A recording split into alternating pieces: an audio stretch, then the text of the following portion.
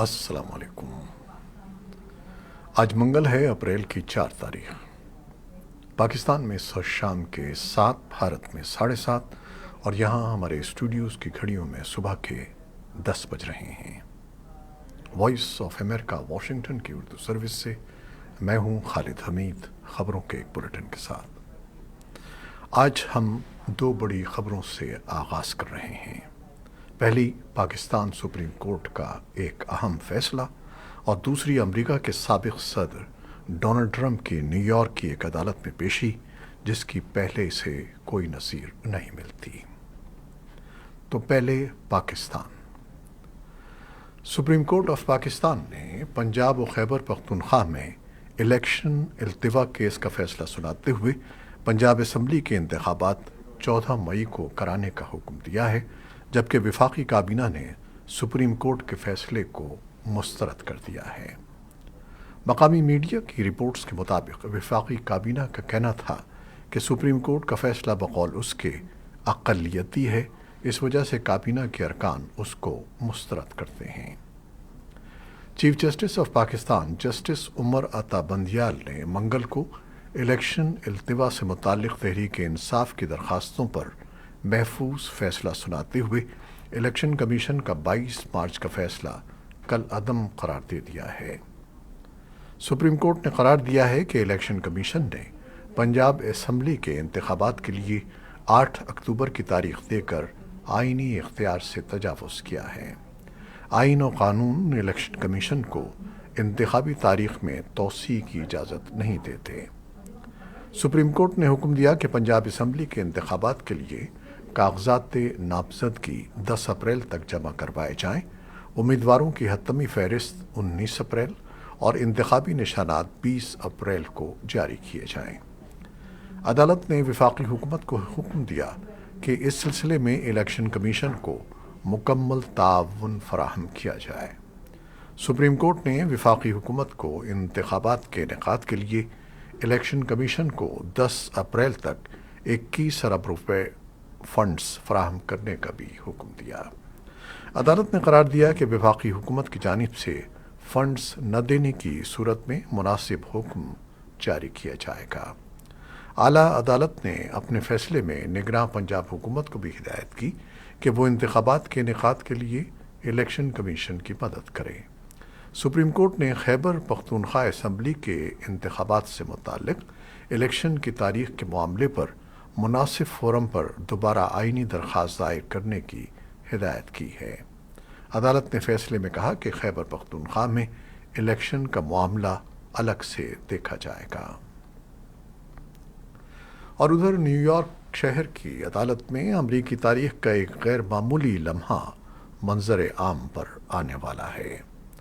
سابق صدر Donald Trump آج منگل کو مینہٹن میں سن 2000 خود کو عدالت کے سامنے پیش کریں گے۔ ان پر سن 2016 میں پورن اسٹار کو خاموش کرانے کے لیے رقم کی ادائیگی سے شروع ہونے والے فوجداری الزامات کا سامنا کرنے کے لیے پیش ہونا ہوگا۔ ٹرمپ کو سیکرٹ سروس کی نگرانی میں ٹرمپ ٹاور سے کورٹ ہاؤس تک لے جایا جائے گا۔ حالانکہ یہ واضح نہیں ہے کہ آیا شناختی مقاصد کے لیے ملک کے 45ویں صدر کی تصاویر اور انگلیوں کے نشانات لیے جائیں گے یا نہیں۔ توقع کی جاتی ہے کہ یہ ساری عدالتی کارروائی مختصر دورانیے کی ہوگی، کیونکہ ریپبلکن صدر کی انگلیوں کے نشانات پہلے سے موجود ہیں۔ وہ اپنے خلاف الزامات کو جانتے ہیں اور ایک اپیل دائر کر چکے ہیں۔ توقع ہے کہ وہ فرد جرم سے انکار کریں گے۔ ٹرمپ پروگرام کے مطابق منگل کی شام میں ایک ریلی نکالنے کے لیے اپنے فلوریڈا کے گھر واپس آئیں گے۔ ٹرمپ کسی بھی غلط کام کرنے کی تردید کرتے ہیں۔ صدر جو بائیڈن سائنس اور ٹیکنالوجی کے مشیروں کی اپنی کونسل سے ان خطرات اور مواقع کے بارے میں ملاقات کی تیاری کر رہے ہیں جو مصنوعی ذہانت کی ترقی میں تیزی سے پیش رفت سے انفرادی صارفین اور قومی سلامتی کو لائق ہیں۔ وائٹ ہاؤس کا کہنا ہے کہ بائیڈن منگل کو مصنوعی ذہانت پر ہونے والی میٹنگ میں ذمہ دارانہ اختیارات اور مناسب تحفظات کو یقینی بنانے کے لیے تحفظاتی حقوق اور تحفظ کی اہمیت پر گفتگو کریں گے۔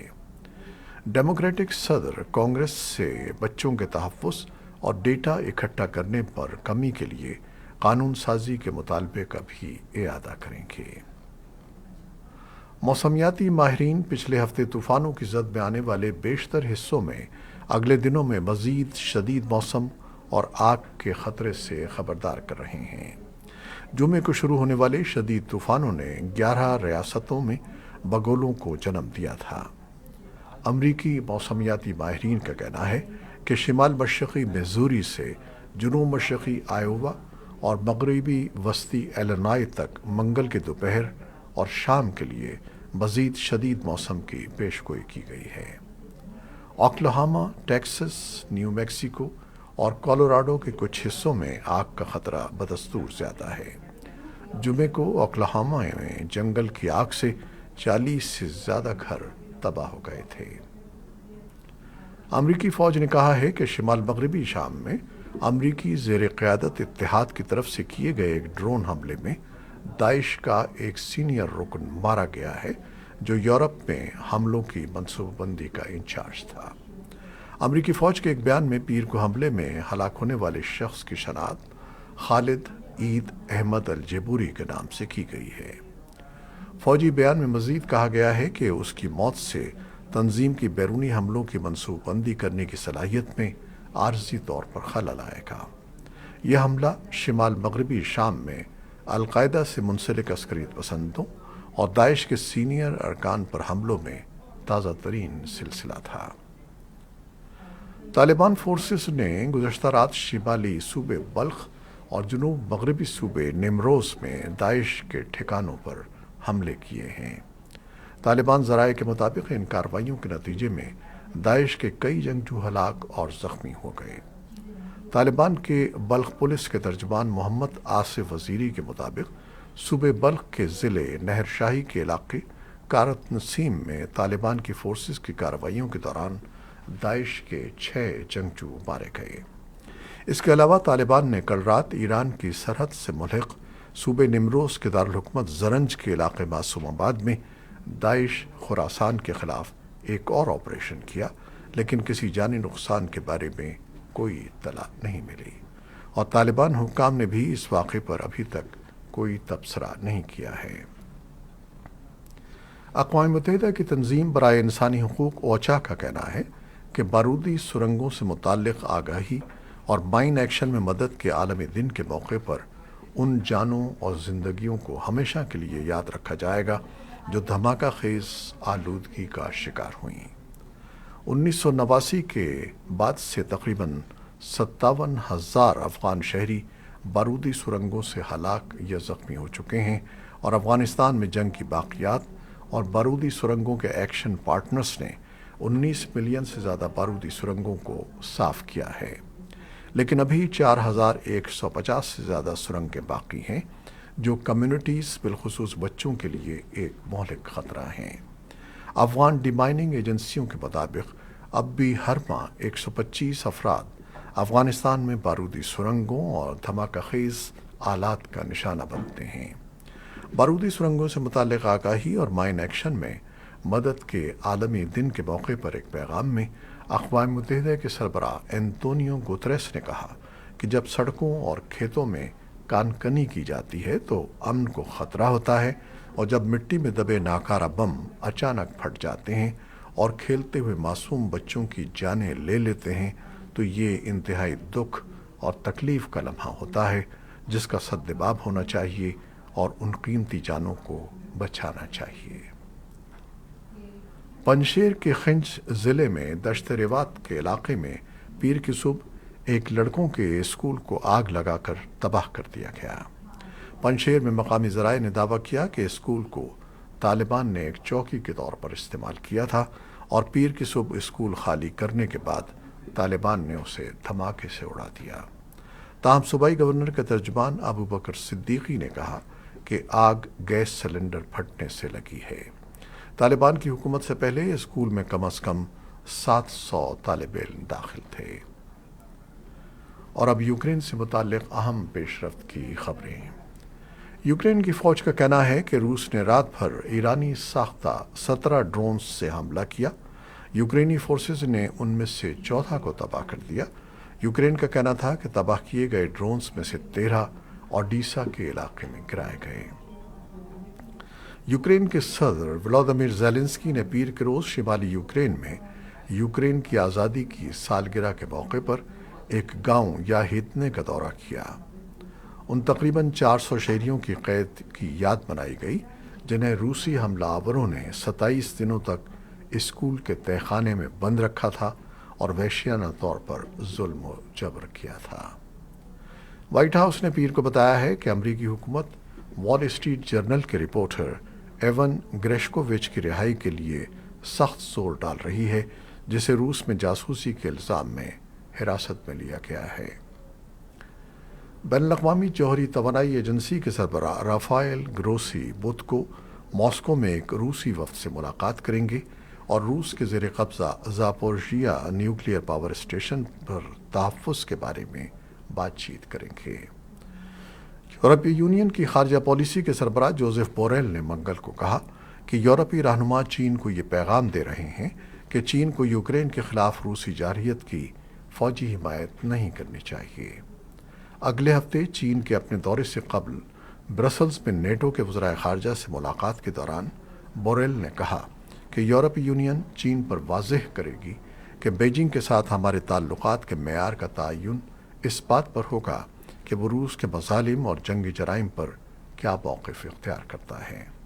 उन्होंने कहा कि चीन का दौरा करने वाले यूरोपीय यूनियन के दीगर रहनुमा बशमूल यूरोपीय कमीशन के सदर उर्सुला वॉन देर लेयन और फ्रांसीसी सदर एमानुएल मैक्रों भी यही पैगाम देंगे। बोरेल ने अमरीकी वज़ीर ख़ारजा एंटनी ब्लिंकन के साथ सहाफ़ियों से खिताब किया। ब्लिंकन ने इस मौके पर कहा कि यूरोप के रूस की तवानाई पर इन्हिसार को मज़ीद कम करने और साफ़ तवानाई की पैदावार बढ़ाने पर तवज्जो मरकूज़ की जाएगी।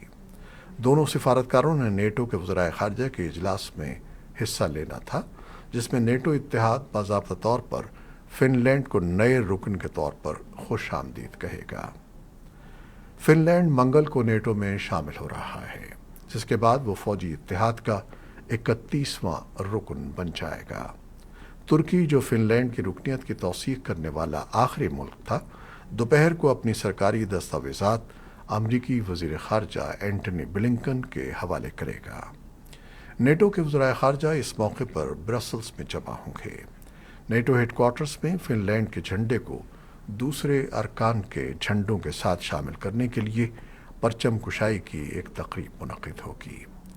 रूस पहले ही खबरदार कर चुका है कि अगर नेटो ने वहाँ कोई इजाफी फ़ौजी या हथियार तैनात किए तो वो उसके साथ अपनी मुश्तरका सरहद पर अपने दिफा को मज़ीद करेगा।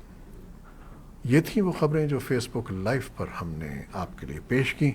हमारी वेबसाइट, यूट्यूब और पॉडकास्ट पर ये बुलेटिन आपके लिए पोस्ट कर दिया जाता है। आप हमारे बुलेटिन को शेयर करते हैं और अपने कमेंट्स में अपनी मोहब्बतों और दुआओं का इजहार करते हैं, जिसके लिए हम आपके बेहद ममनून हैं। अपनी इन काविशों को जारी रखिएगा। कैमरामैन सैयद असफर इमाम और न्यूज़ एडिटर कमर अब्बास जाफरी के साथ खालिद हमीद को अब इजाज़त दीजिएगा। अल्लाह हाफ़िज़।